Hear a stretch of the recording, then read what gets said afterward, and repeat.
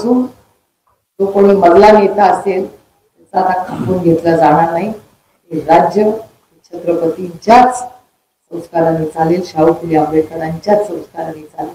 म्हणून मी आज एक महाराष्ट्रातली महिला म्हणून, खासदार म्हणून नाही, मुख्यमंत्र्यांना जाणार आहे, मी त्यांना वेळ मागणार आहे आणि माझा पदर पुढे करणार आहे की बाबा आमच्या पदरामध्ये आमच्या या भावासाठी न्याय. आणि हे जे अंधाधुंदी कारभार चालू, तुम्ही आंदोलन वगैरे काय करू नका, तुमचा लढा आम्ही लढू. मग तुम्ही अन्न सोडू नका, खरंच सोडू नका, माझी विनंती राहील गावकरी. तुम्ही आम्ही सगळे ताकदीने लढू. बाप्पा या देशामध्ये ही गोष्ट कुणामुळे कळली तर बाप्पानी कळली. बाप्पा म्हणलं मी उभं राहतो, भाषण करतो. काय बोलणार?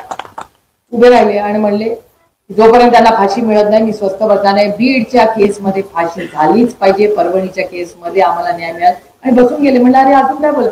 अजून मला काय बोलायचंच नाही, मला फक्त न्याय पाहिजे आणि मला याचं राजकारण करायचं नाही, म्हणून मी फक्त फाशी मागतोय, मला बाकी काही नको. जो कोणी गुन्हेगार आहे त्याला फाशी झाली.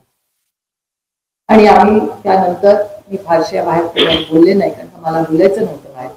मला तुम्हाला हे पण स्पष्टपणे सांगायचं की त्याचा आम्ही दोघांनी बाहेर बोललेलं नाही. बाप्पा तुमच्या परवानगीने मी बोलतेस की एक 8 दिवसापूर्वी बाप्पा आणि मी आम्ही अमितभाई शहांना परत जाऊन भेटून आले आणि त्यांनी आम्हाला शब्द दिलाय की ते जातीने लक्ष या विषयात.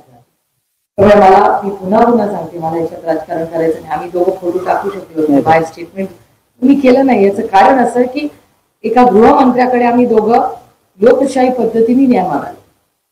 बाप्पा आधी भेटून आले होते, आम्ही परत परवा भेटून आले. माझी अतिशय विनम्रपणे प्रांजळपणे त्यांना हात जोडून मी म्हणते की बाबा ह्याच्यामध्ये पोलीस असू दे, अधिकारी कोणीही गुन्हेगार असतो त्याची गय करू.